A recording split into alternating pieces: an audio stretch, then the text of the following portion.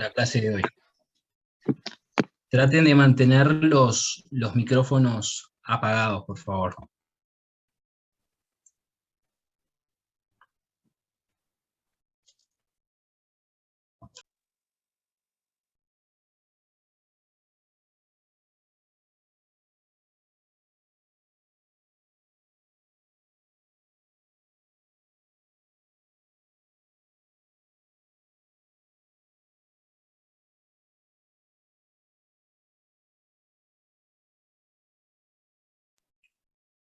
¿Cómo estás, Nicolás?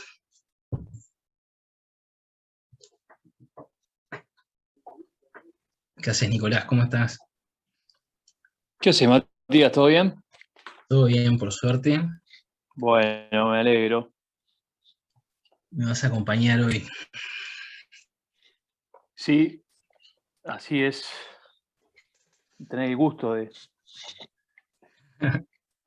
escuchar la clase, de presenciar la clase.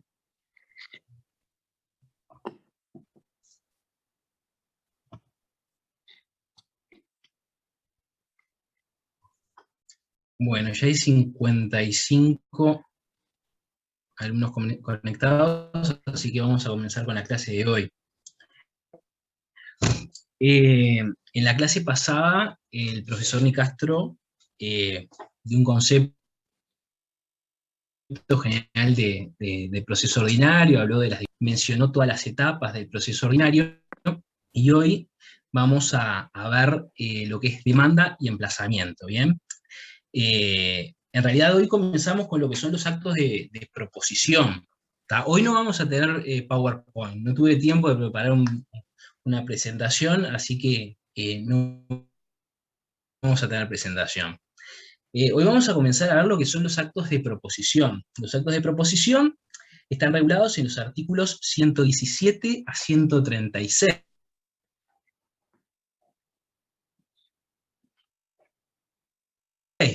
El emplazamiento y la contestación. También podríamos señalar que comprende la reconvención. ¿Tá? ¿Y qué es esto de los actos de proposición? Y la proposición es una exposición razonada dirigida a convencer. En este caso, ¿a convencer a quién?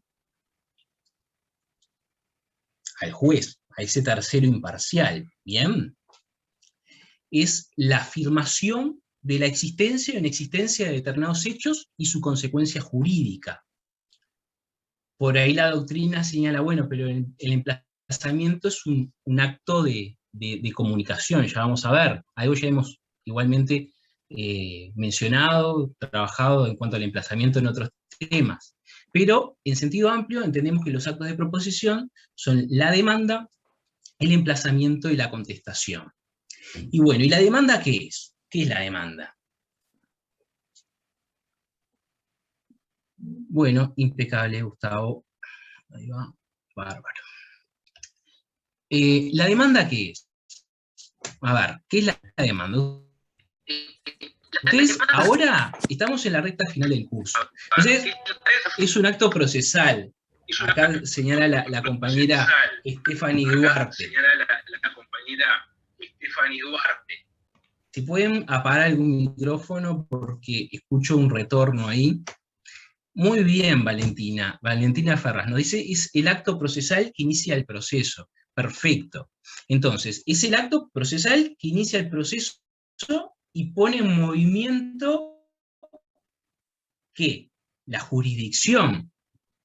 Yo les decía, estamos en esa etapa, en la recta final del curso, que esos conocimientos que nosotros tenemos ahí en la vuelta, los empezamos a aplicar. Entonces sabemos que es un acto procesal que, de iniciación del proceso, que pone en movimiento la jurisdicción. ¿Con qué finalidad? Con esa finalidad de eliminar la insatisfacción jurídica.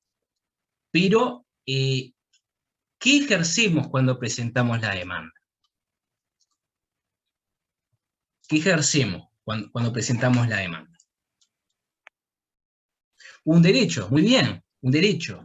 ¿En ejercicio de qué yo puedo realizar esa actividad procesal? Un derecho subjetivo, perfecto. ¿Un poder deber puede ser? No, un poder deber no. El poder deber, quien está en esa situación jurídica procesal, recuerdan que de jurisdicción es el tribunal. Entonces, ¿qué situación jurídica estoy ejerciendo? Acá muy bien, Estefanía Duarte señala, es un derecho subjetivo. Es la acción. ¿Recuerdan? Yo en ejercicio del derecho de acción, un interés directo. Bien, hay que tener un interés para poder promover esa acción. Pero en realidad, a lo que los quiero llevar, que razonen, es que en ejercicio de ese derecho de acción, recuerdan, artículo 11 del CGP, que señalaba, además, todos somos titulares de ese derecho subjetivo de acción. ¿Recuerdan? Cuando vimos las clases de situaciones jurídicas procesales. Artículo 11.1, cualquier persona tiene derecho a acudir ante los tribunales a plantear un problema jurídico concreto o oponerse a la solución reclamada y a ejercer todos los actos procesales concernientes a la defensa de una u otra posición procesal, y el tribunal requerido tiene el deber de proveer sobre sus peticiones. Entonces yo ejerzo ese derecho de acción, pongo en movimiento de la jurisdicción, y el tribunal, a su vez, en función de ese poder deber en el cual está colocado, desarrollará otra actividad procesal. Bien. ¿Y qué contiene la demanda? ¿Qué les parece a ustedes que contiene la demanda? Los alegatos. Alegatos, alegaciones, en sentido más coloquial, digamos, porque los alegatos es una actividad que ya algo hemos mencionado, la desarrollamos al final de la instancia, ¿no? Por lo general al final de la complementaria. Pero bien, las partes realizan alegaciones. La pretensión, perfecto. Entonces, lo que pedimos al juez, perfecto. Entonces, ejercemos el derecho de acción a través de la presentación de la demanda, y la demanda contiene la pretensión. La declaración de voluntad. Bien. Esa pretensión, los elementos de la pretensión, en la teoría clásica, sujeto, objeto y causa. Si nosotros queremos identificar una pretensión, vamos a ir a esos elementos. La vamos a poder diferenciar de otra pretensión. Y ahí entra en juego otros institutos que ya hemos visto, como por ejemplo la cosa juzgada, y ya vamos a ver hoy la litispendencia, ¿no? Esa pretensión contiene esos elementos. Perfecto. Muy bien. Bueno, vamos a comenzar con la lectura del código, y a medida que vamos leyendo los diferentes artículos, vamos intercambiando. El artículo 117. Les voy a pedir que tengan el código abierto, así vamos leyendo, y las dudas que ustedes tengan las vamos evacuando. Artículo 117. Forma y contenido de la demanda. ¿Ah? Lo primero que tenemos que saber, que esta forma y contenido de la demanda es aplicable a todas las estructuras, no solo a la estructura ordinaria. ¿Bien? Ustedes, de hecho, hay infinidad de artículos que remiten al artículo 117 referido a la forma y contenido de la demanda. Es decir, ustedes cuando incorporen esta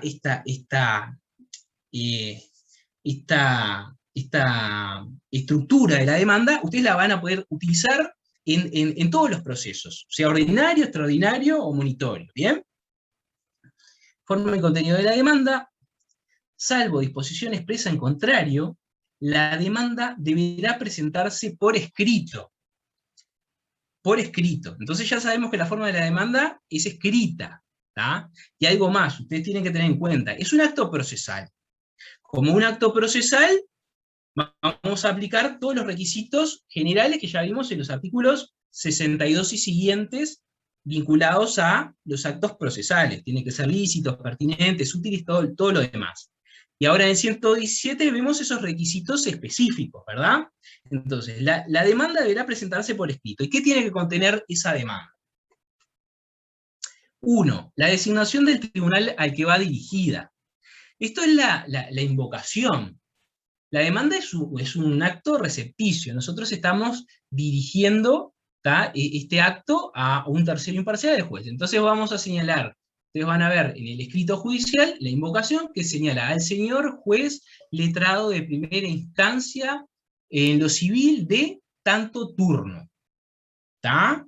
O juzgado de paz de la capital de tanto turno. Bueno, recuerden que es el primer acto, es la primera comparecencia, entonces el turno no lo tenemos, por lo general no, y es así, cuando nosotros redactamos la demanda, en la invocación no ponemos el turno, porque el turno nos la va a dar la horda, ¿bien? Después sí, en los actos sucesivos que nosotros presentemos, sí vamos a hacer referencia al turno. Entonces, 1, la designación del tribunal al que va dirigida. 2, el nombre del actor y los datos de su documento de identidad y sus domicilios, de conformidad con lo dispuesto en el artículo 71. Acá ya estamos en lo que es la comparecencia, es otra parte del escrito que es la comparecencia. Entonces, ¿por qué es importante, les parece a ustedes, el nombre del actor y los documentos y el documento de identidad, la identificación del actor? ¿Por qué a ustedes les parece que es importante? Esto tiene que ver con la legitimación, ¿tá? Después cuando en el cuerpo del escrito desarrolle los hechos, bueno, en función de esos hechos y la identificación del actor, yo voy a ver si tiene legitimación. La legitimación es ese vínculo que tiene el sujeto con el objeto del proceso, ¿entienden? Por eso es importante identificar el nombre del actor y los datos de su documento de identidad. Imaginen si es Juan Pérez, pueden haber infinidad de Juan Pérez. Entonces tiene que ser Juan Pérez, cédula de identidad, tanto. ¿Tá? Domiciliado, tenemos el domicilio real, cédula, domicilio real, procesal y constituido de domicilio electrónico. Perfecto. Oscar Peraza. Así como lo establece el artículo 71. Entonces tenemos el domicilio real, que es ese domicilio donde vive el sujeto, ¿no? El actor. Y el domicilio procesal, el constituido, que por lo general es el estudio del abogado, ¿no? En ese domicilio es donde va a recibir las notificaciones. Y a su vez el domicilio electrónico. El domicilio electrónico también es el domicilio procesal. Todos los abogados que estamos habilitados a ejercer, la Suprema Corte de Justicia, el Poder Judicial, nos otorga un domicilio electrónico donde nos van a llegar determinadas notificaciones electrónicas. ¿Bien? El punto 3 del artículo 117, el nombre y el domicilio del demandado. Es la persona contra la cual nosotros dirigimos la demanda y la vamos a emplazar. Bien, entonces, el nombre y el domicilio del demandado. Esto es fundamental para poder emplazarlo correctamente, ¿tá? Que ese domicilio sea el correcto. Recuerden que todos estos actos tienen que ser realizados con lealtad y buena fe. Nosotros vamos a ver al final de esta clase, pero no podríamos denunciar y señalar que se dé traslado y se emplace en un domicilio distinto, a sabiendas, ¿bien? Porque después todo lo actuado, detectado eso, va a ser nulo, ¿sí?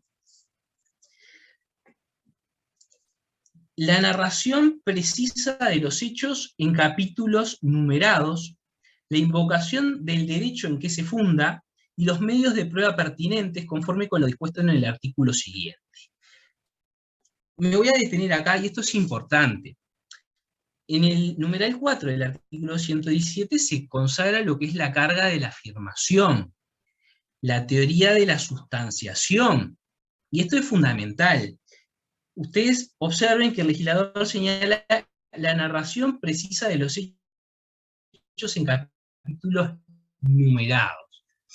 En capítulos numerados porque los párrafos van a estar numerados y eso nos va a permitir tanto a la contraparte como al juez identificar la alegación de esos hechos, ¿bien? Pero ¿por qué es importante la narración precisa de los hechos? ¿Por qué les parece a ustedes que es importante esto que nosotros llamamos la carga de la afirmación? ¿Qué les parece a ustedes?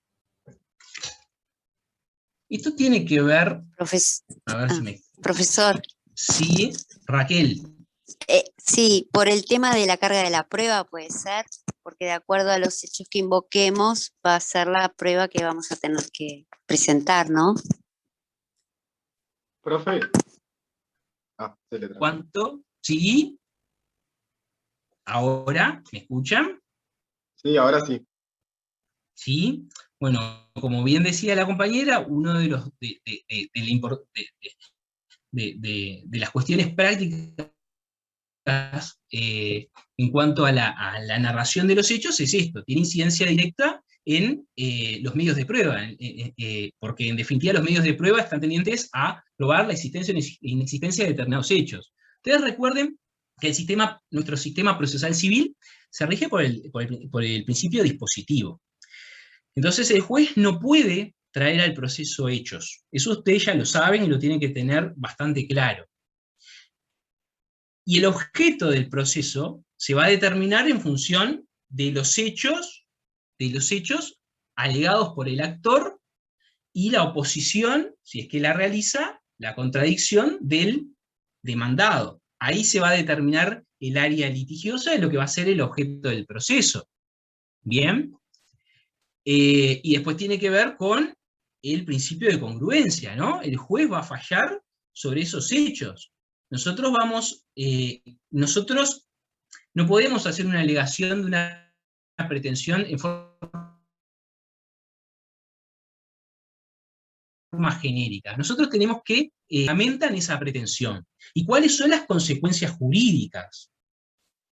Acá, Oscar, porque la parte de los hechos es una estructura que necesita ser bien redactada, porque le estamos contando al juez lo que nos pasó, que luego en la parte probatoria probaremos. Bien, Stephanie, porque sobre las pretensiones se va a pronunciar el tribunal.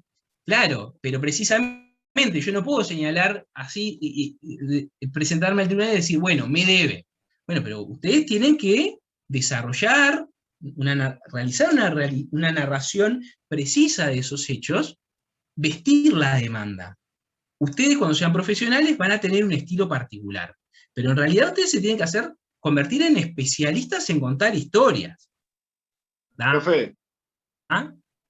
Ahora, obviamente, yo puedo contar una historia preciosa, si después no la puedo probar, obviamente me van a desestimar esa pretensión. Pero por lo general, en lo personal, cuando tengo que redactar, voy de lo general a lo particular, ¿no? Vamos a suponer, si es un divorcio por causal, la persona señala, concurre a su estudio y dice, bueno, mi marido me engaña con la vecina del cuarto piso, ¿tá? Tengo fotos, WhatsApp, filmaciones, de hecho, salí temprano de mi trabajo y lo encontré en el acto, ¿tá?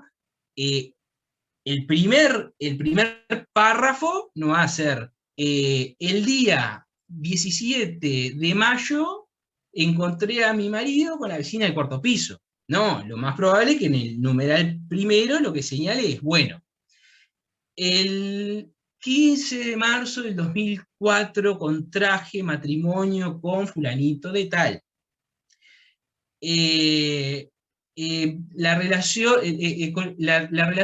al principio la relación se desarrolló con normalidad, fruto de la misma, nació menganito, sultanito, con el correr del tiempo se comenzó a deteriorarse y comencé a percibir comportamientos extraños, no sé, pero vamos adornando, vamos vistiendo la legitimación activa. Profe. Bien, sí. Es como llevar a los ojos del juez lo que nosotros vimos, ¿no? O sea, nosotros construimos, como en este caso, ¿no? Que se hace como una construcción cronológica, como el caso que vos estás diciendo. Bueno, este día fue el día en que yo empecé a darme cuenta que ocurrían cosas extrañas, por empezar, ¿no? Y como una especie de investigación en donde la persona se da cuenta bueno, que su pareja lo está engañando. Entonces, como tú dijiste, bueno, va obviamente confirmando todos estos hechos con pruebas, ¿no? Pero claro, tratando de llevarlo a los ojos del juez.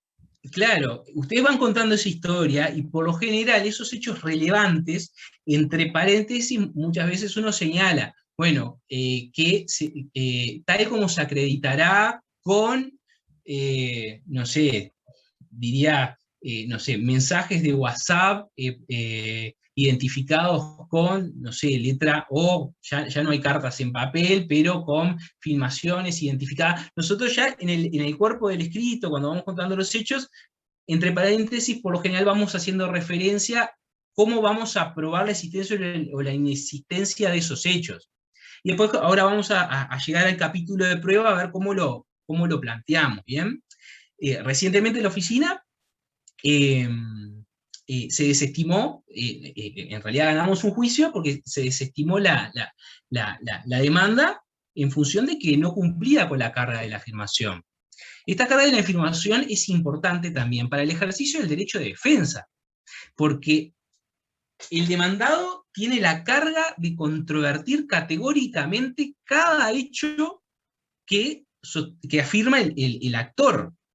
¿Bien? Entonces, si bien la demanda se interpreta, en la demanda va a haber un petitorio que se va a comprender en función de ese desarrollo de los hechos que yo estoy alegando, ¿tá? Pero tampoco se puede llegar al extremo de interpretar algo que es colgado de los pelos, ¿entienden? Entonces yo voy a poder ejercer adecuadamente mi derecho de defensa. Esto tiene que ver mucho con el tema de la buena fe y la lealtad procesal. Si, a su vez, el actor cumple con su carga de la afirmación. Y si no cumple con su carga de la afirmación, le puede pasar lo que le pasó a estos actores, que le desestimaron, porque en definitiva, si no están bien invocados esos hechos, el juez, hay una subsunción.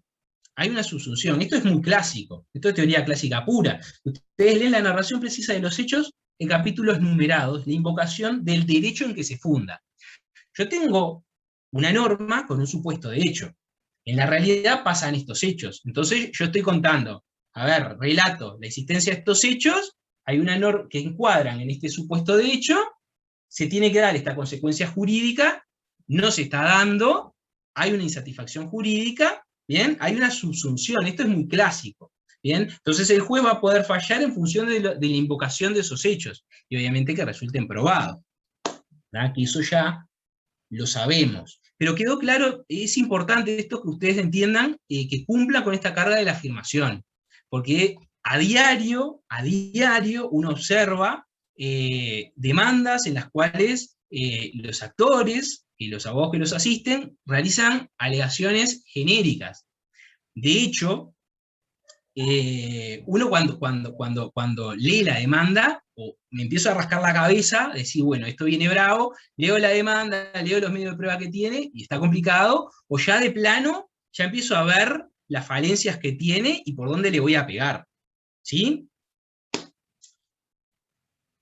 La invocación del derecho tiene que ser total, la invocación del derecho.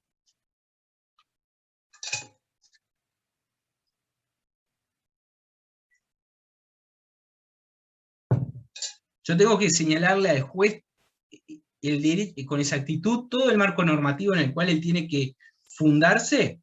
Sí, acá dice una compañera, sí. No, está bien. Es no, pero ¿por qué es no? En realidad por aquello, el juez conoce el derecho, muy bien, perfecto, Valentina. El principio de iura no curia, ¿no?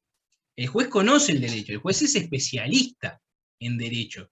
Entonces yo le voy a dar los hechos, voy a fundar el derecho, pero en definitiva el juez puede fallar teniendo en consideración otras normas. Lo que no puede haber es una sorpresa. Acá hay una cierta flexibilización de lo que es el principio de congruencia. Dame los hechos que yo conozco el derecho. Perfecto. Clara. Entonces, nosotros, a ver, técnicamente lo correcto, uno que es bastante obsesivo con el trabajo y trata de perfeccionista, no vamos a hacer una nómina del derecho de un párrafo de 10 líneas, pero básicamente tienen que estar las normas en las cuales nosotros hacemos ese encuadre jurídico. ¿Tá? Vamos preparando de a poco lo que nosotros pretendemos que sea la sentencia. ¿Sí? ¿Entienden esto? Y los medios de prueba pertinentes conforme con lo dispuesto en el artículo siguiente. Y acá nuevamente, y esto lo vamos a ver, porque a continuación en el artículo 118, nuestro proceso se desarrolla a cartas vistas. Entonces nosotros cuando se formulan los actos de proposición, ya tenemos que plantear cuáles son los medios de prueba que vamos a utilizar. ¿Bien? El petitorio formulado con toda precisión. El petitorio es una fórmula. En ese escrito judicial, no sé si ustedes han tenido oportunidad de ver expedientes judiciales, ver demandas. Creo que al final de la clase, del curso, en las últimas clases vamos a ver un expediente judicial, pero tenemos una fórmula. En ese petitorio, bueno, en función de lo expuesto, porque primero vienen los hechos, por lo general vienen los hechos, la prueba, bien, taller, y vi algunas, perfecto. Entonces, habrás visto los hechos, el capítulo de prueba, el derecho y el petitorio. Y en el petitorio, bueno, por lo expuesto al señor juez o a la señora juez pido, o solicito, o solicitan, o solicitamos, ¿tá? Que nos tenga por presentados, ¿tá? Con los recaudos adjuntos. Siempre comienza, se me tenga por presentado con los recaudos adjuntos. Muy bien. ¿Tá? Por denunciado del domicilio real, constituido el procesal, que la demanda se dé traslado por el término legal. Ahí podemos, algunos señalan, bueno, que se convoque audiencia, contestada o vencido el plazo, que se convoque audiencia, se diligencien los medios de prueba, y en definitiva, y ahí va a depender de nuestra pretensión, que se condene, que se declare, va a depender de contenido. Si es una pretensión de condena, que se condene al señor fulano de tal, al pago de la suma, tanto en función del contrato, tanto celebrado en tal fecha. ¿Tá?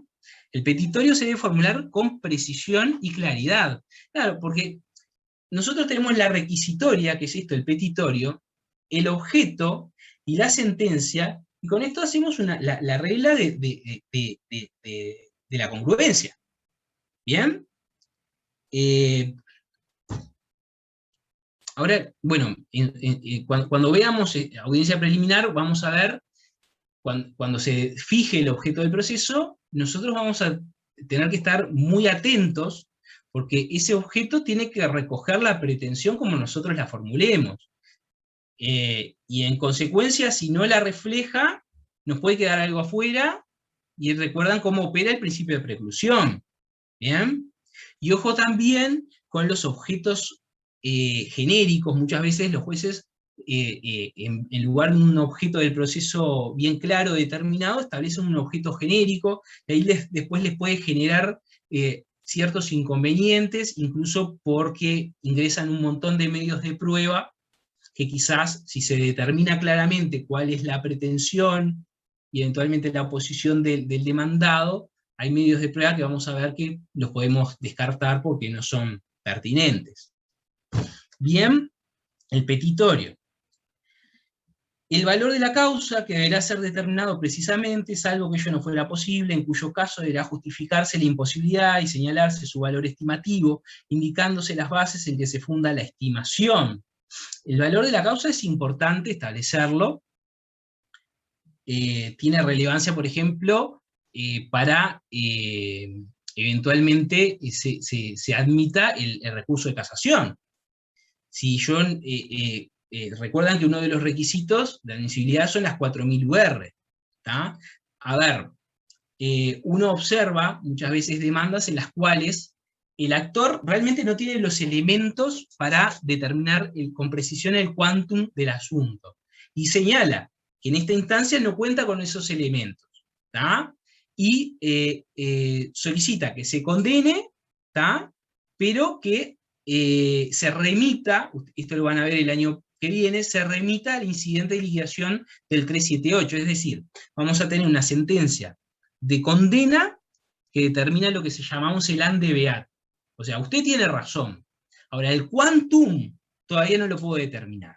Lo vamos a determinar en algo que se llama incidente de liquidación, que está establecido en el artículo 378. Este incidente de liquidación se va a tramitar con posterioridad al proceso principal, al solo efecto de determinar el quantum. ¿Tá? Pero muchas veces, gentilmente, el actor dice, bueno, yo no tengo los elementos ahora para determinar el quantum, y remite a la vía del 378. Ojo con eso, porque si los elementos los tiene, lo tiene que determinar ahí. Y muchas veces el juez, el valor sirve para determinar el órgano judicial competente exacto,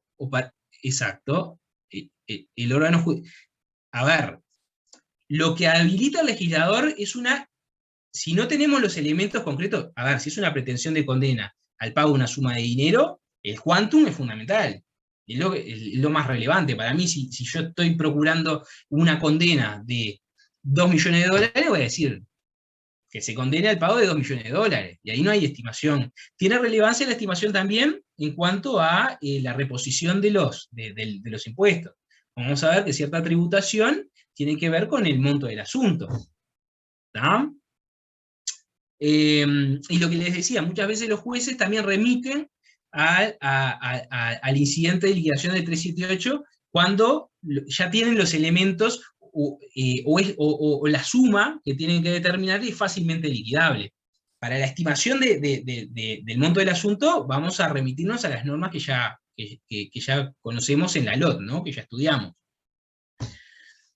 Bueno, finalmente, el numeral 7, las firmas del actor o de su apoderado y del abogado, salvo los casos exceptuados por la ley. Bueno, el legitimado causal o su representante, su apoderado, y el abogado, salvo los casos exceptuados por la ley. Recuerdan, asistencia letrada obligatoria, artículo 37, y habían algunas excepciones, ¿recuerdan?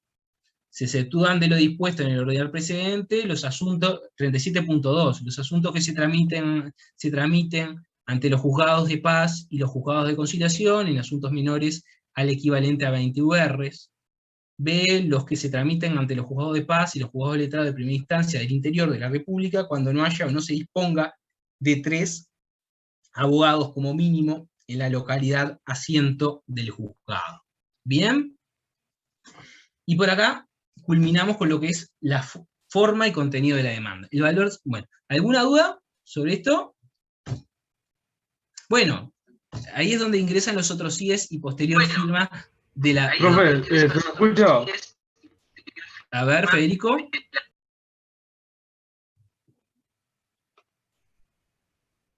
¿Sí? Sí, yo quedé con una duda del numeral 4, que sería la carga de la afirmación, puede ser. Además de ir de la mano del principio de buena fe, ¿sería no poder sostener la afirmación de la demanda? A ver, es una carga, ¿no? Es una carga. Ya sabemos que si no cumplimos adecuadamente con esta carga, si no nos desembarazamos de la carga, nos podemos ver perjudicados. Acá el legislador señala en el numeral 4 la narración precisa de los hechos. Si yo no realizo una narración precisa de los hechos, por más que el juez realice un esfuerzo interpretativo de la demanda, a veces no hay interpretación que valga, porque el juez no puede sustituir a la parte. Y yo la pretensión no puedo alegarla en forma genérica, yo tengo que señalar cuáles son los hechos, la causa en la cual yo fundo mi reclamo y cuáles son las consecuencias jurídicas. Por esto que mencionábamos hace un ratito, de que existe una norma jurídica con ciertos supuestos de hechos, yo voy a señalar de que esos hechos se pueden subsumir en determinadas normas jurídicas y que las consecuencias jurídicas van a ser estas. ¿Sí? No sé si fui claro. Claro. Sí, entendí. Que acote el margen de interpretación, que sea lo más claro posible y preciso. Es que eso también. Interpretar se interpreta siempre. Lo va a interpretar el juez y lo va a interpretar el demandado. Y quizás el juez interprete algo distinto a lo que interpreta el demandado. Pero en definitiva, bueno, en función del principio de buena fe, lealtad, el actor tengo que hacer una narración precisa de los hechos, pero a su vez la única forma de defender esa pretensión es precisamente hacer una narración precisa y completa de los hechos, y de los fundamentos de derecho, cuáles son las consecuencias jurídicas que tiene que hayan ocurrido esos hechos. ¿Sí? Bien. A ver, acá... Florencia, bueno, ahí es donde ingresan los otros. Bueno, los otros CIES, en realidad los otros CIES son un resabio de cuando se escribía a máquina. Yo más atrás no obviamente no existía, y si nos olvidábamos de algo, en los otros CIEs, bueno, se estilaba poner la estimación del monto del asunto, las autorizaciones, también pueden haber otros CIPIDO, si le quedaba algo colgado del petitorio, se ponía al final el otro CIPIDO. Bueno, continuamos. El 117 les conviene a ustedes leerlo en forma conjunta con el 118. De la prueba en la demanda. 118.1. Recuerdan que nosotros mencionamos hace unos minutos que nuestro proceso es un proceso a cartas vistas. ¿Bien? Entonces, se acompañará a la demanda toda la prueba documental que se intente hacer valer y los documentos que acrediten la personería. O sea, toda la prueba documental se acompaña con la demanda. Y si actúo por representación, lo que fuere, el testimonio de poder, lo que fuere, se adjunta ahora, ¿no? Se acompaña con la demanda. Los documentos que acrediten la personería de acuerdo con lo dispuesto en el artículo 40, así como testimonio del acto conciliatorio en los casos en que este procede. Artículo 2, ya lo vamos a ver, la conciliación previa, artículo 294. ¿Tá? Si celebrada la conciliación o tentada la conciliación, el testimonio del acto conciliatorio lo acompañamos con la demanda. Si no se dispusiera de alguno de esos instrumentos, se reseñará su contenido indicándose con precisión el lugar en que se encuentre y se solicitarán las medidas pertinentes para su incorporación al proceso. Si yo quiero incorporar un documento que no lo tengo en mi poder y se encuentra en determinado lugar, lo reseño y después, posteriormente, señalé, bueno, que se intime a tal persona u oficina o lo que sea, a agregar a los presentes tal o cual documento. 118.2, también deberá indicar el actor el nombre y domicilio de los testigos de que habrá de servirse, así como los demás medios de prueba de que habrá de valerse y solicitar su diligenciamiento. Bueno, esto lo vimos en prueba testimonial. Bueno, ponemos, por lo general, en el capítulo de prueba, a los efectos de probar los extremos invocados, se diligencian los siguientes medios de prueba. 2 puntos. Hay quienes, en función de los hechos que fueron relatando, van agregando la prueba. Yo por lo general pongo prueba documental. ¿Ah? Entonces ahí testimonio de tal cosa, recibo de pago tal cosa, o lo que fue. Después, B, prueba testimonial. Se cita a declarar a los siguientes testigos. Yo qué sé. Luis Suárez, de 35 años, domiciliado en tal lugar de profesión futbolista. ¿Tá? María Pérez, lo mismo. Y algo importante, que no todos lo hacen, no todos los abogados lo hacen, es determinar el objeto de esa declaración. Yo quiero que se cite a declarar a estos 5 testigos sobre este hecho, con el objeto de que declaren sobre tal cuestión. ¿Tá? Eso es importante. Ustedes tengan en cuenta, si nosotros dijimos, bueno, es un acto recepticio, está dirigido al tribunal. ¿Tá? Hay demandas, o escritos en general, pero en este caso estamos con la demanda, que uno los ve y son un mamarracho, la estructura. A ver, no nos podemos pasar al extremo de decir, bueno, tengo un escrito precioso, pero no pruebo nada, pero realmente hay escritos judiciales que son desprolijos. ¿Tá? Mientras más claros sean, mientras más concretos sean, ¿tá? En función también de los medios de prueba que ustedes tengan, quizás tengan más suerte. Realmente hay escritos judiciales que uno no tiene ganas de leerlo. ¿Tá? José, eso se da en penal cuando se hace la audiencia de acusación. Dicen sobre que va a declarar cada testigo. Está bien. Está bien. Lo que pasa que hoy en día en penal, podríamos decir, en vez de la argentinidad al palo, diríamos la oralidad al palo.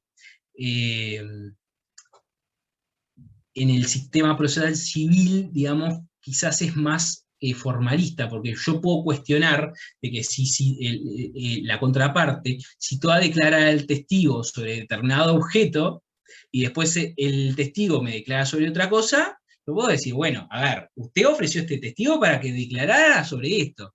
que ahora el objeto de la declaración iba a ser este, y ahora está declarando sobre otra cosa. El juez me puede decir, bueno, está igual, yo lo quiero escuchar.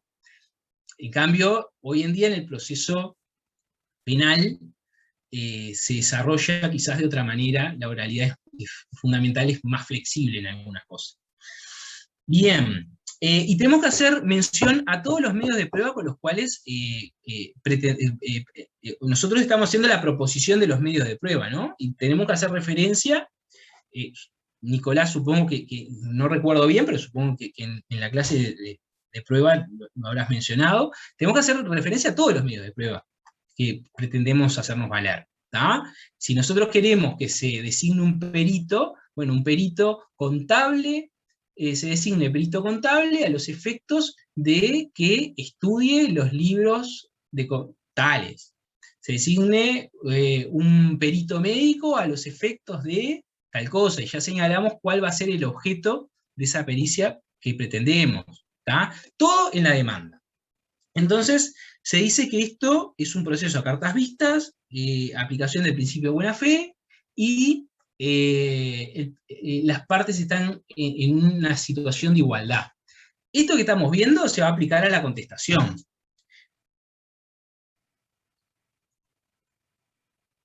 Esto se va a aplicar a la contestación. Ahora, hay quienes en doctrina, por ejemplo el doctor Aval, señala, bueno, el sistema, por ejemplo, que tiene el TCA, que es tan cuestionado, es mejor que el del CGP en este aspecto. ¿Por qué?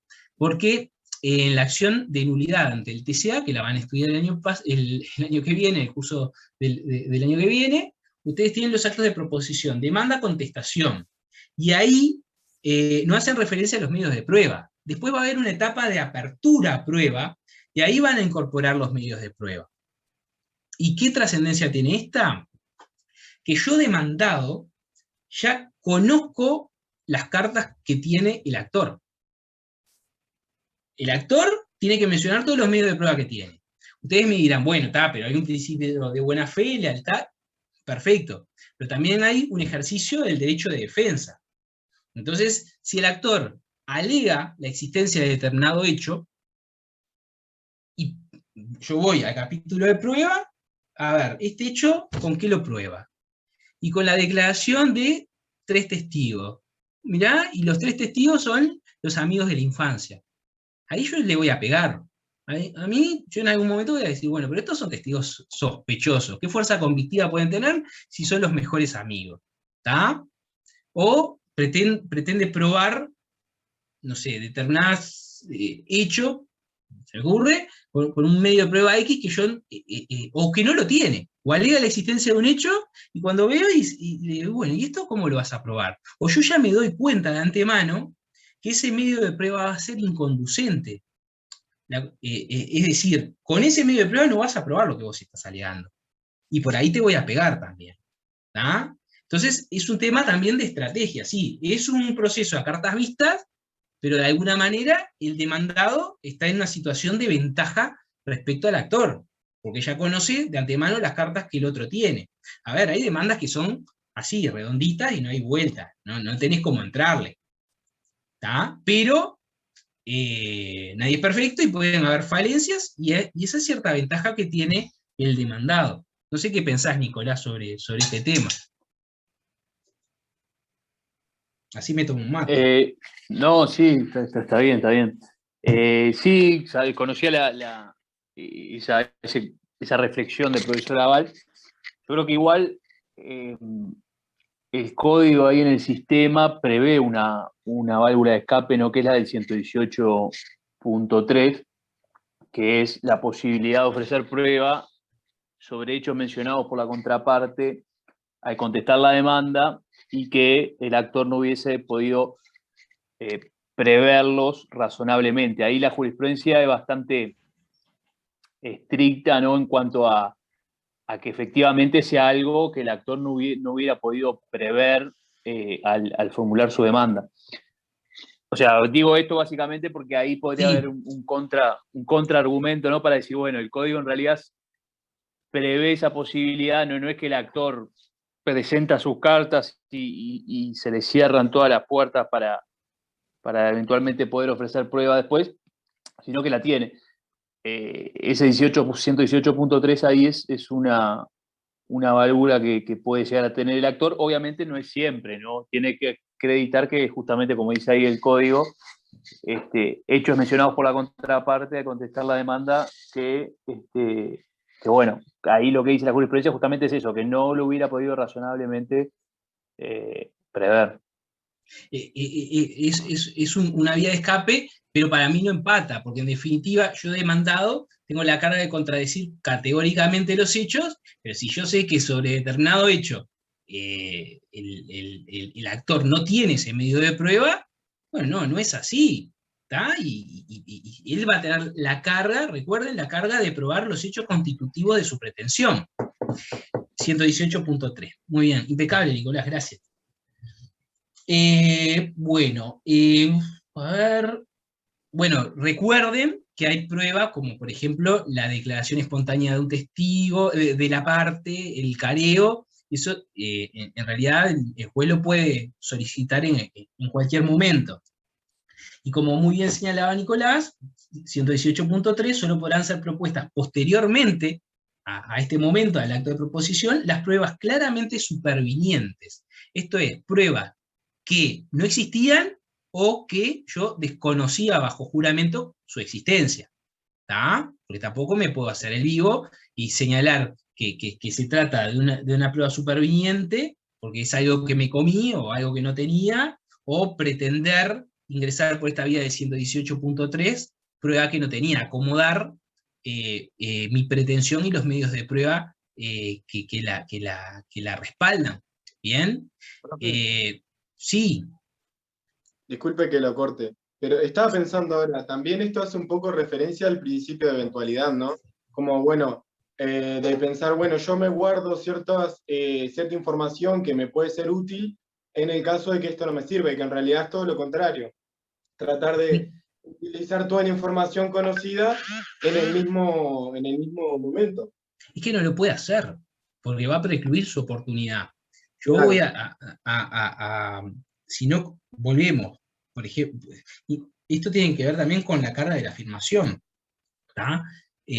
Muchas veces cuando uno contesta y advierte el no cumplimiento de la carga, a lo largo del proceso el actor se desgarra las vestiduras tratando de acomodar su pretensión. Y uno se tiene que parar, no, mirá, a ver, yo leo la demanda y vos dijiste esto, no me lo pintes, no me lo acomodes, vos dijiste esto, en función de esto se fija el objeto del proceso y en función de esto va a fallar el juez. Muchas veces uno escucha o lee los alegatos de la contraparte y el alegato es mejor que la demanda. Y vos decís, ¿y ahora cómo te diste cuenta de todo esto? Te tenías que haber dado cuenta al momento de la presentación de la demanda. ¿Bien? Ese tipo de pruebas se presentan en audiencia complementaria.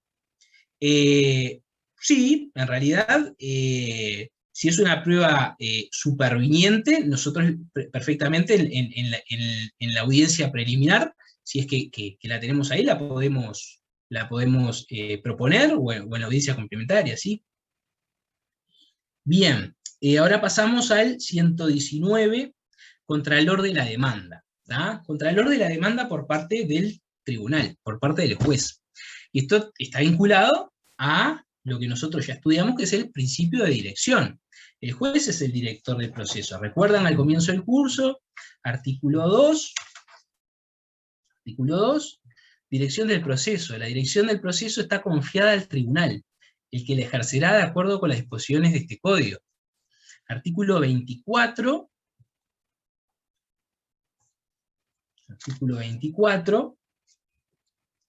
facultades del tribunal, para rechazar in limine la demanda cuando fuere manifiestamente improponible, cuando carezca de los requisitos formales exigidos por la ley, o cuando se ejercite una pretensión especialmente sujeta a término de caducidad y éste haya vencido.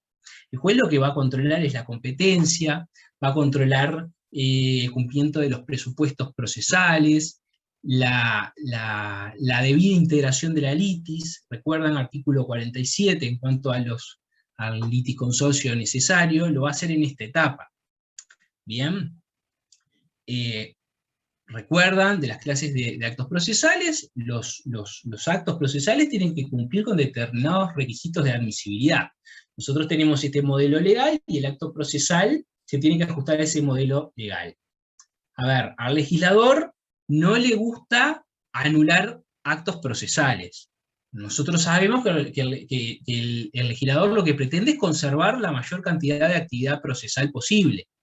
Recuerdan el principio del finalismo. Si un acto procesal no cumple con todos los requisitos establecidos en la norma, pero igualmente cumple con su finalidad, se va a admitir, o de lo contrario se va a abrir una etapa para que subsane el incumplimiento de ciertos requisitos. ¿Tá? Contralor de la demanda, 119.1.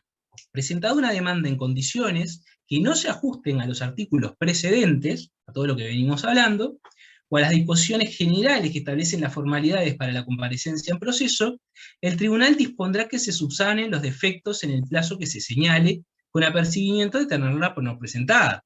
Vamos a suponer, carece de la firma de la parte. Bueno, a ver, entonces ahí el tribunal lo va a advertir, le va a señalar, bueno, le va a dar un plazo para que efectivamente se recabe la firma y se subsane, ¿sí?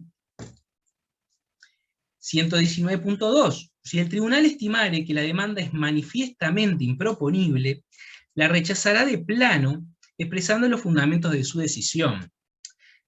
La manifiesta improponibilidad es algo grosero, ¿no? Es algo grosero, porque estamos diciendo que es algo raro, el proceso termina cuando recién empieza, o no empezó y ya se terminó, ¿tá? Es el rechazo de plano de esta demanda manifiestamente improponible. En realidad lo que es manifiestamente improponible no es la demanda, lo que es manifiestamente improponible es la pretensión. ¿Ah? Hay una improponibilidad objetiva y una improponibilidad subjetiva. ¿Ah? Si yo me quiero divorciar de mi mujer porque hay incompatibilidad de caracteres, esto es un ejemplo de manual, a ver, no es una causal. El derecho objetivo no recoge esa causal. El divorcio por causal por incompatibilidad de caracteres. Entonces el juez le va a decir, no, señor, yo esto lo voy a rechazar de plano porque hay una manifiesta improponibilidad desde el punto de vista objetivo. Ahora, yo me tiro los platos con mi señora todos los días, ¿tá? Portazo va, portazo viene, y el vecino del frente que escucha ese relajo todos los días, se presenta al juez y dice, bueno, a ver, vengo a promover la demanda de divorcio respecto a mi vecino con la señora, porque me tienen harto que todos los días están a las trompadas. Entonces ahí hay una improponibilidad, pero desde el punto de vista subjetivo, ¿no? Señor, usted no tiene legitimación, esto es una grosería. ¿Bien? Me acabo de acordar ahora. Cuando vimos este tema que me parece sobre la carga de la afirmación, ustedes con el profesor, con Nicastro, cuando vieron las excepciones, no lo vieron todavía, se mencionó el tema de las excepciones previas, no recuerdo ahora por qué motivo, pero en el 133, hagan un asterisco cuando hablamos de la carga de la afirmación, ¿tá? Entre las excepciones previas está el defecto en el modo de proponer la demanda. Por lo general, los abogados no interponemos esta excepción porque le damos pie a la contraparte para acomodar. ¿Tá? Si es una porquería la demanda, le vamos a hacer entender que es una porquería, le vamos a pegar por todos lados, pero por lo general no utilizamos esta, salvo alguna excepción, esta excepción, valga la redundancia, de oscuro libelo. A ver, yo no entiendo lo que vos me querés decir, porque no entiendo esto y esto. Entonces el tipo dice, mirá todo lo que le erré. Entonces lo acomoda y me hace una demanda preciosa. ¿Tá? Es preferible advertirlo en un capítulo, al principio de la contestación, de decir, bueno, de la carga de la afirmación, y señalamos por qué no cumple con la carga de la afirmación, antes de oponer esta excepción, que se le va a dar un traslado y el tipo lo va a poder acomodar. Simplemente eso, no sé por qué me acordé ahora. Bueno, y entonces estábamos con el rechazo de la demanda por manifiestamente improponible. 119.2, Si se interponen recursos contra la sentencia interlocutoria, una sentencia interlocutoria con fuerza de definitiva. Claro, pero por buena fe deberías oponer la excepción. A ver, está bien, esto es un tema de estrategia también. ¿Tá? Yo estoy ejerciendo mi derecho de defensa. Tampoco es cuestión de avivar, ¿no? Es cuestión, si el tipo escribe en forma muy compleja y no es claro, ¿tá? Y ahí está la deficiencia, no entendí lo de la improponibilidad. A ver, el contralor de la demanda, se presenta la demanda, ¿tá? Y entonces el juez la va a controlar. ¿Qué va a controlar? Va a controlar la competencia, va a controlar el tema de los presupuestos, la capacidad, la legitimación, va a controlar el tema de la integración correcta de la litis en cuanto a cuando se trata de un litisconsorcio necesario, el artículo 47, va a controlar que se cumplan con los requisitos generales, con los requisitos específicos del 117. Hasta ahora estamos estudiando cuáles son los requisitos, la forma y los requisitos de la demanda. Entonces el juez tiene que ver si la demanda, como dice el código, presentada una demanda en condiciones que no se ajusten a los artículos precedentes. Está. Entonces, en el 119.2 habla de de que puede rechazar el tribunal, si el tribunal estimare que la demanda es manifiestamente improponible, la rechazará de plano. Dice, mira, esto no te lo voy a atender. Esto es un disparate. No va a decir un disparate porque sería un atrevido, pero va a decir, en función de este artículo, va a rechazar de plano la demanda por ser manifiestamente improponible desde el punto de vista objetivo, y señalábamos el ejemplo este. Bueno, yo promuevo un proceso de divorcio por causal porque tengo un compatible, ¿entiendes? Entonces el tipo va a ver, en el Código Civil, a ver, si el marido es de Aries y la señora es de Acuario, ¿lo puedo divorciar? No, entonces eso es un disparate.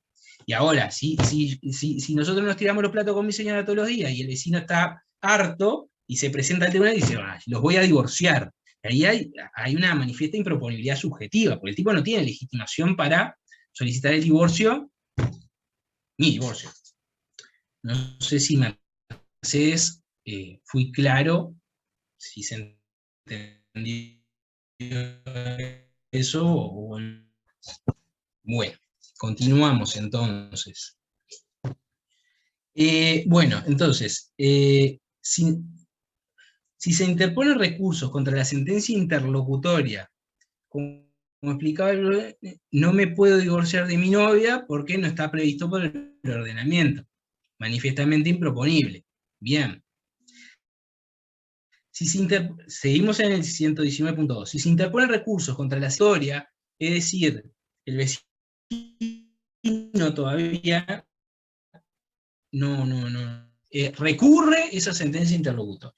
Entonces, que rechaza la demanda por improponible, el tribunal ahí sí dará conocimiento de la misma y otorgará traslado de los recursos al demandado. El demandado hasta ahora no apareció, él no se enteró de lo que está pasando en la sede judicial, ¿tá? Pero si se rechaza por manifiestamente improponible, se dicta una sentencia interlocutoria con fuerza definitiva, y el actor considera que no se ajusta a derecho, que le está causando un agravio, va a interponer los recursos correspondientes, y ahí sí se le va a dar traslado, y va a tomar conocimiento de la demanda, resuelto, y después, bueno, es evidente que el tribunal en segunda instancia tendrá que resolver si efectivamente era manifiestamente improponible o no. En ese caso, si considera que era adecuada, sí, se dará traslado y se emplazará al demandado.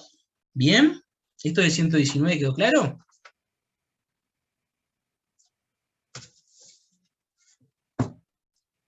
Bien. 120. Esa es la postura de aval con referencia al 119.2. No mencionamos aval. Capaz que, lo más probable es que tenga una posición, pero la desconozco si tiene una posición especial sobre este punto. En realidad, señalamos la postura de aval en cuanto al proceso de cartas vistas, en que el actor tenga que ofrecer, proponer toda la prueba y ya mostrar todo lo que tiene en el acto de proposición y que el demandado conteste. En realidad hay otro sistema, el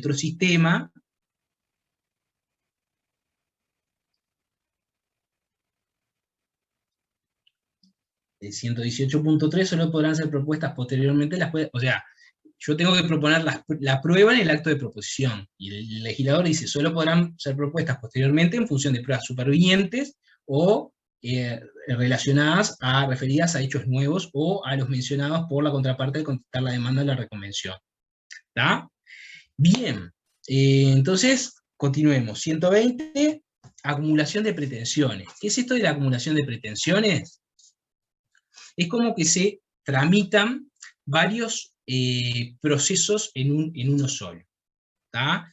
Si se dan los requisitos que vamos a ver ahora, el actor va a poder acumular en una sola demanda varias pretensiones contra el demandado. ¿Tá? Va a poder solicitar la resolución, la rescisión del contrato, más los daños y perjuicios. Ahí tenemos dos pretensiones.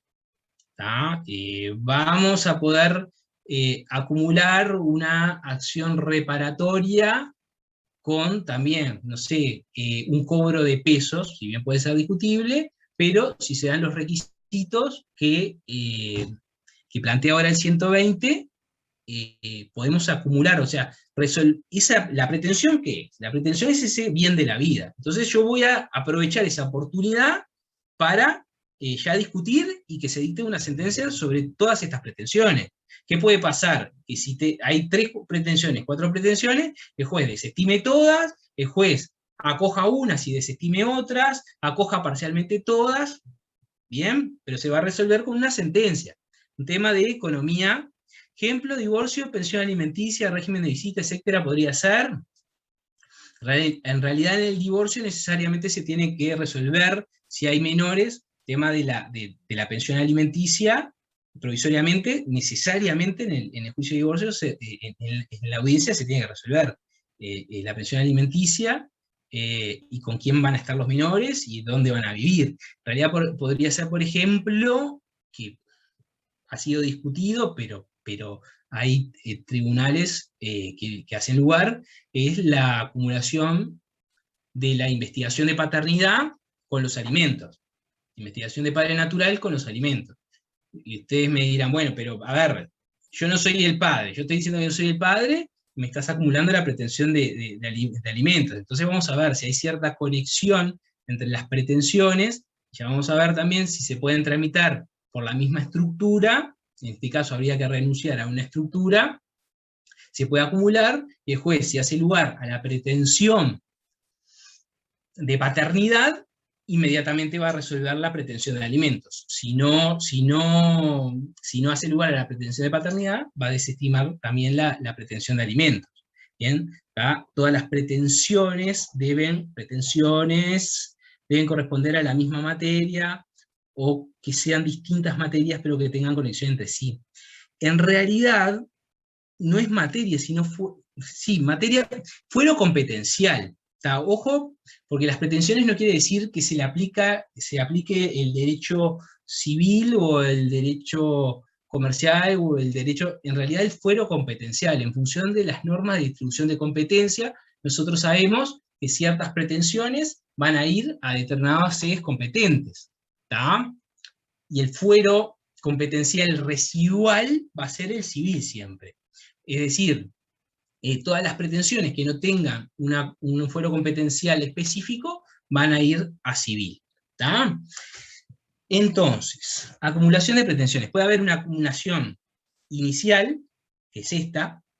¿Por qué inicial? Porque recién estamos comenzando el proceso. Entonces el actor acumuló pretensiones inicialmente. O puede haber una acumulación sucesiva por inserción. Por ejemplo, si el demandado reconviene, entonces en ese caso va a haber otra pretensión sucesiva por inserción, inserto una nueva pretensión. Y cuando nosotros veamos el incidente de acumulación de autos, es decir, tenemos procesos por varios lados, por varias sedes, entonces si se promueve, se hace lugar al incidente de acumulación de autos, lo que voy a reunir en una única sede, en esa sede que tiene, esto está previsto en el artículo 324 del CGP, la sede que tiene el proceso más viejo, ¿tá? Va a reunir, sí, el más viejo, va a reunir a todos los procesos y se va a resolver con un solo fallo. Lo que también se trata de hacer, no solo por un tema de economía procesal, sino también para evitar fallos contradictorios, ¿no? Y en cuanto en este caso de la acumulación inicial de pretensiones, si se dan estos requisitos, ¿para qué voy a promover un nuevo proceso? Se recuerde que esto el Poder Judicial tiene que destinar para cada proceso recursos humanos y materiales, ¿bien? Y a su vez se trata de evitar los juicios en cascada, ¿tá? Y a su vez, si ustedes no realizan una acumulación de pretensiones y la podían realizar, estoy pensando en voz alta, quizás si promueven un nuevo juicio, se puedan comer una excepción de cosa juzgada eventual, porque tenían la oportunidad de hacerlo y no lo hicieron. Bien. ¿Se entiende hasta ahora esto? Por cuantía se acumulan las pretensiones, ¿no? Si se acumulan las pretensiones por cuantía, en realidad lo que ocurre es cuando, si yo estoy en una sede de paz, que por la cuantía me corresponde una sede de paz, vamos a suponer, tengo una pretensión de condena por 400.000 pesos, y en la reconvención el demandado deduce una pretensión por 800.000, 8 y 4, 12, y ahí 1.200.000, y ahí me voy al letrado. Acumulación de pretensiones. Entonces, 120.1. El demandante podrá acumular en una misma demanda varias pretensiones contra el demandado, siempre que concurran los siguientes requisitos. Se tienen que dar los siguientes requisitos. Que se trate de pretensiones de igual materia competencial, igual fuero competencial. ¿Tá? Si pertenecieran a fueros competenciales diversos, las pretensiones deberán ser conexas entre sí. Tiene que haber una conexión en el objeto o en la causa. ¿Tá? Vamos a suponer, si yo quiero acumular, yo promuevo una acción reparatoria contra el Estado por alego la existencia de un acto administrativo que fue dictado con desviación de poder. Y a su vez, como también tengo un contrato con esa entidad estatal, digo, bueno, acumulo ahora la rescisión más daños y perjuicios de ese contrato. Entonces ahí, en realidad, la rescisión por daños y perjuicios iría a la sede civil, no se daría el requisito de la conexión. Ahora, si yo señalo, bueno, a ver, yo estoy solicitando, estoy promoviendo una acción reparatoria contra un acto administrativo que considero que es ilícito porque fue dictado con desviación de poder, y a su vez, en función de ese acto administrativo, se celebró un contrato cuya rescisión estoy solicitando, ahí sí hay una conexión en la causa que me permitiría acumular las pretensiones. Bien, entonces, si bien una pretensión iría a los juzgados letrados y los contenciosos administrativos de primera instancia, y en la otra iría a los juzgados letrados de primera instancia a lo civil, en este caso son fueros competenciales diversos, pero existe una conexión y las acumula. ¿Bien? El 120.1 estaba leyendo la compañera María Aguirre. 120.1. El demandante podrá, bueno, está el 120.1 numeral primero, ¿no? Que se trate de pretensiones de igual materia competencial, y si pertenecieren a fueros competenciales diversos, las pretensiones deberán ser conexas entre sí. Tiene que haber una conexión, si se trata de fueros competenciales diversos. Que no sean contrarias entre sí, salvo el caso en que se proponga una como subsidiaria de la otra. Yo solicito la nulidad del contrato y su rescisión. Es mejor evitar que se desestime una de las dos pretensiones e iniciar demandas independientes. No, precisamente por todo lo que señalamos, de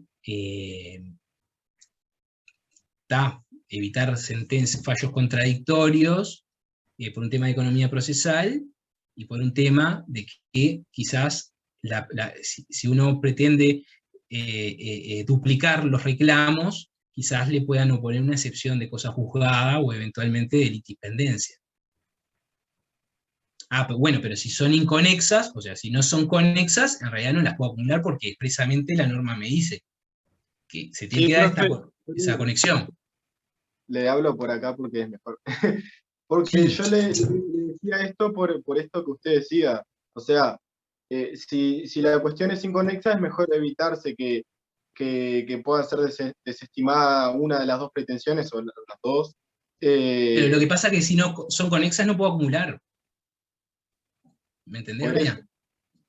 Bueno, entonces directamente ni lo piensa. Para acumular se tienen que dar estos requisitos que estamos viendo acá. De lo contrario no puedo acumular. Por eso decía, bueno, si yo tengo una pretensión, una reparatoria contra el Estado, contra UTE, que a su vez tengo un contrato celebrado con UTE, soy parte, no soy proveedor o lo que fuere, aprovecho la volada y ya promuevo un proceso y acumulo pretensiones. No, tiene que haber una conexión. ¿Tá? En el objeto o en la causa. Que no sean contrarias entre sí. Numeral 2, del punto 1. Salvo el caso en que se proponga una como subsidiaria de la otra. Esto es importante. A ver, yo no puedo acumular, como les señalaba el ejemplo, la nulidad del contrato y la rescisión del contrato. Y daños y perjuicios. ¿Por qué? Porque si yo estoy diciendo que el contrato es nulo, ese contrato no es válido. Entonces no puedo señalar de que a su vez se rescinda. ¿Cómo? Si vos me estás diciendo que es nulo, es nulo. No me podés decir que a su vez se rescinda el contrato. Ahora, yo la puedo plantear, cuando lo puedo plantear, lo tengo que plantear en esos términos. O que se cumpla, lo tengo que plantear en esos términos. O sea, solicito la nulidad y los daños y perjuicios, la nulidad del contrato y los daños y perjuicios, y ante la eventualidad de que el juez entienda de que ese contrato es nulo, es válido, perdón, solicito la rescisión. Entonces, son contrarias, pero se están planteando una en forma subsidiaria de la otra. ¿Ah?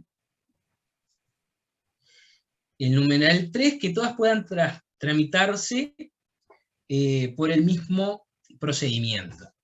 Es decir, que todas puedan tramitarse por la misma estructura. Y en este punto hay ciertas posiciones doctrinarias que facilitan la acumulación. Cuando poníamos el ejemplo de la investigación de paternidad natural más la pensión alimenticia, la primera se tramita por un ordinario y la segunda por un extraordinario. El ordinario vimos que es la estructura con mayores garantías. Entonces, yo solicito esa acumulación inicial de pretensiones, renuncio a la estructura extraordinaria en relación a la pretensión de alimentos y solicito la acumulación.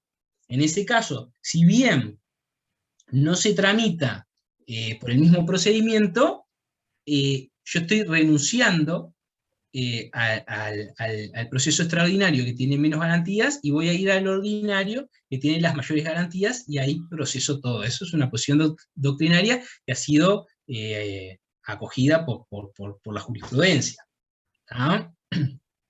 No sé, Nicolás, si querés comentar algo sobre este punto. Bien. Y el 120.2 también podrá acumularse esta es la acumulación subjetiva, también podrá acumularse en una demanda. Si planteo la nulidad, no puedo a su vez exigir su cumplimiento. Está bien, perfecto. ¿Sí? Por eso, si son contradictorias, no las puedo plantear en el mismo plano. Tengo que plantear una como subsidiaria de la otra. ¿Está?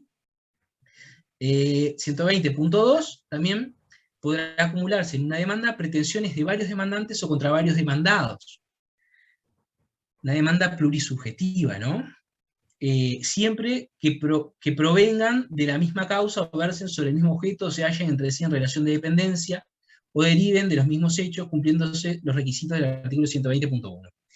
Es decir, se cumplen todos los requisitos que vimos en el 120.1, y puedo, por ejemplo, un actor puede acumular pretensiones contra diversos demandados.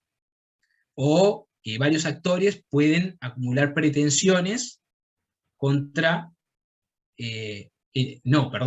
varios actores pueden acumular pretensiones contra un demandado, por ejemplo. Es el ejemplo típico, y esto es bien de manual, del accidente de tránsito. El ómnibus que traslada un montón de pasajeros. Litis consorcio facultativo, activo. Esto ya lo sabemos. Cada uno podría iniciar un proceso independiente y tener sentencias, fallos diversos, ¿tá? Pero resuelven, por una estrategia, ¿tá? Comparecer en forma conjunta, van a seguir siendo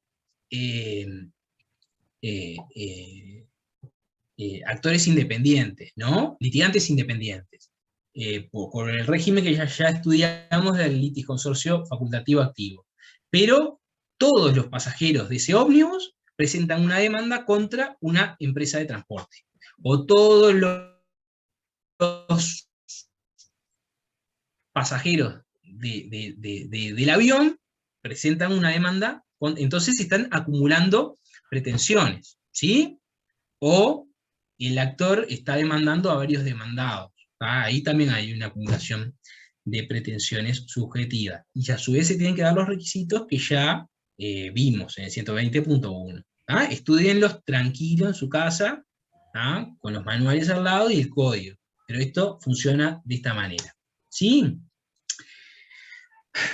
Ahí también se tiene que tener en cuenta el primer elemento, es decir, lo de la conexión. Sí, en realidad hay una conexión en la causa, porque es el mismo accidente de tránsito, son los mismos hechos. ¿Y quién dijo profe?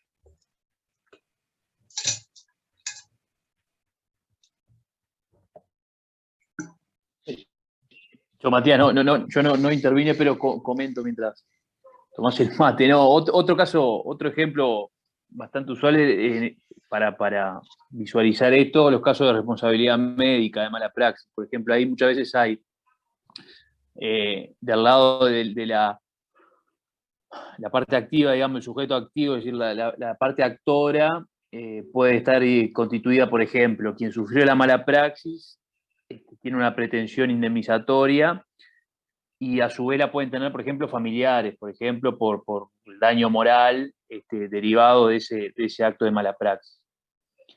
Y a su vez, en el mismo juicio, la parte demandada, es decir, el sujeto pasivo de la relación, pueden ser también varios sujetos, es decir, esas múltiples pretensiones pueden estar dirigidas contra la entidad médica, por ejemplo, y a su vez contra los profesionales que actuaron a los que se le imputa la mala praxis realizada. Entonces ahí ven como de ambos lugares, tanto de lo que sería la parte del sujeto activo como el sujeto pasivo de la relación procesal, hay múltiples pretensiones. Bien, ahí se da un fenómeno de acumulación. ¿Sí? Bueno, seguimos. Artículo 121, cambio de demanda. La demanda se puede cambiar cualquier aspecto de la demanda, ¿tá? Cualquier aspecto. Cualquier aspecto, lo que a ustedes se les ocurra, las partes, el objeto, lo que fuere se puede cambiar, ¿tá? ¿Cuándo se puede cambiar? ¿O hasta cuándo podemos cambiarlo? 120.1 podrá cambiarse la demanda antes de que haya sido contestada o haya vencido el plazo para contestar. Esto fue agregado por la ley, esto último fue agregado por la ley 19.090. Si ustedes ven la anotación en el artículo, el anterior 121.1 señalaba, podrá cambiarse la demanda antes de que haya sido contestada. Por la ley 19.090 se agregó, o haya vencido el plazo para contestar, ¿tá? Que saben que en un proceso ordinario es de 30 días, ¿sí? En ese caso, si se amplía, vamos a suponer, se amplía la demanda, se dará un nuevo traslado y emplazamiento, ¿tá? Y a su vez le va a correr un nuevo plazo al demandado para contestar. 121.2, si después de contestar la demanda sobreviniera algún hecho nuevo con influencia sobre el derecho invocado por las partes en el proceso, estas podrán alegarlo y probarlo hasta la conclusión de la causa. Si fuera posterior a ese momento, podrán alegarlo y probarlo en segunda instancia, hasta la celebración del primer acuerdo, si tramitare ante tribunal colegiado, si tramitare ante tribunal unipersonal, podrán alegarlo y probarlo hasta que se dicte decisión anticipada o se convoque a audiencia. En todos los casos se concederá a la contraparte las facultades de contradicción y prueba correspondiente.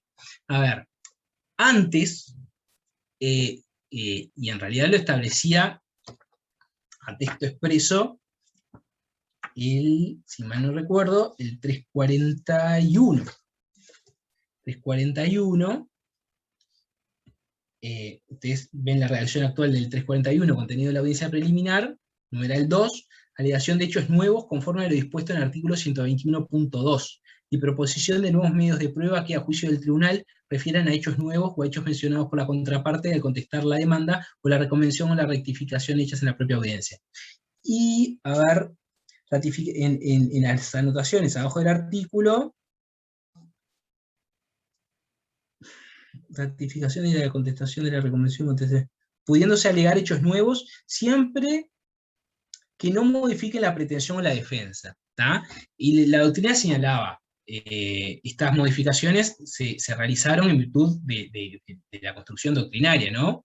Que sí, bueno, no hay una fijación definitiva del objeto del proceso, el objeto se va transformando, existe la posibilidad de transformar el objeto. Una forma de transformar el objeto es a través de la alegación de hechos nuevos, porque si yo estoy reclamando por las lesiones que sufrí en un accidente de tránsito en la cadera, y después me amputan esa pierna, ahí hay un hecho nuevo que tiene incidencia y se modifica la pretensión. ¿Está bien? Entonces, por eso señala, en este caso, se pueden alegar hechos nuevos, y antes se señalaba, bueno, se puede alegar hechos nuevos siempre que no modifiquen la pretensión. No, la alegación de hechos nuevos puede modificar la pretensión. Y en ese caso, si se alegan hechos nuevos, en las oportunidades que establece el artículo, se propondrán los medios de prueba correspondientes y se le dará a la contraparte el debido derecho de defensa. ¿Puedo demandar a alguien que no haya demandado el anterior? Sí, puedo. Me quedó uno colgado, puedo modificar todo. ¿Tá? Efectos de la demanda, artículo 122, la demanda va a tener efectos procesales y efectos sustanciales. ¿Tá? La demanda formalmente idónea, o sea, que cumpla con todos los requisitos que venimos estudiando, determina la litispendencia desde la fecha de su presentación. En su virtud, 2 puntos, la litispendencia, es decir, a ver, esa demanda que contiene esta pretensión va a determinar la litispendencia.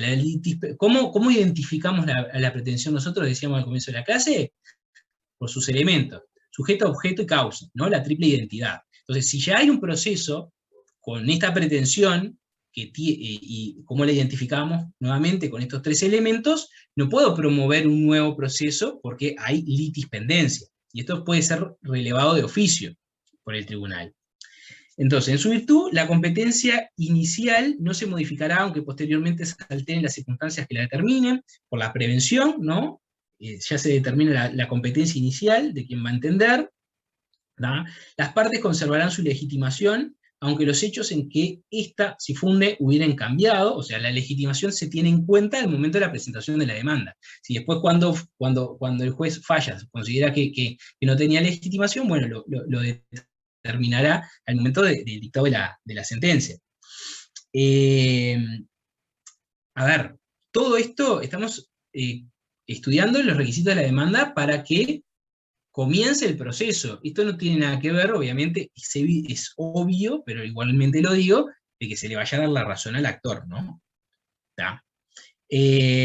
La pretensión ejercitada no podrá ser alterada fuera de los límites expresamente permitidos por este código. Bueno, ya mencionamos, una forma de modificar es a través de la alegación de hechos nuevos, ¿tá? Pero ya no puedo modificar la pretensión, ya no la puedo acomodar, no sean bandidos, porque uno está cansado de ver abogados que son bandidos. ¿tá? Que a lo largo del proceso te van cambiando la pretensión y después termina, ya les digo, con los alegatos que son mejores que la demanda, ¿tá? No se puede modificar. Queda excluida la posibilidad de iniciar otro proceso con el mismo contenido. ¿Tá? ¿Por qué? Porque opera la litispendencia. Se producirán los demás efectos jurídicos sustanciales legalmente establecidos. Esto refiere, a ver, se va a interrumpir la prescripción, suspender el plazo de caducidad, etc. ¿Tá? Los efectos de la litispendencia podrán ser puestos de manifiesto a instancia de parte o de oficio. O sea, si yo me doy cuenta, yo estoy discutiendo contigo acá, y vos estoy en un letrado discutiendo contigo este tema, y vos me acomodaste la pretensión, me la dibujaste de otra forma, y me metiste una demanda en otra sede.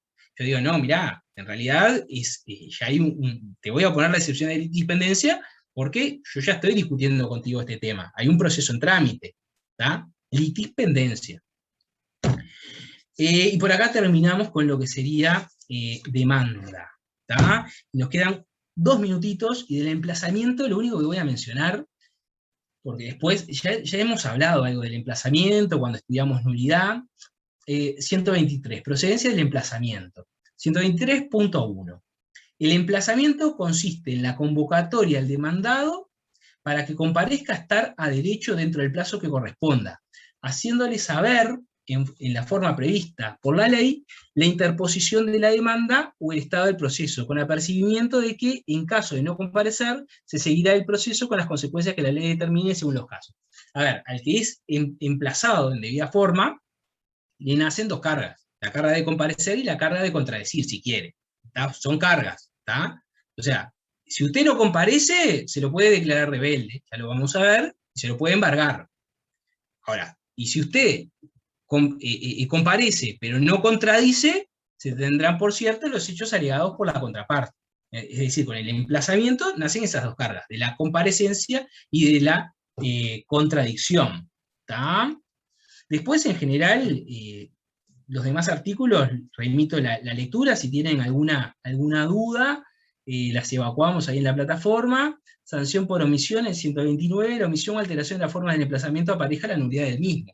¿Tá? Esto lo estudiamos en sede de nulidades. No existiría nulidad si la forma utilizada ofreciera al emplazado las mismas o más garantías que las que este código establece, por ejemplo, por escribano.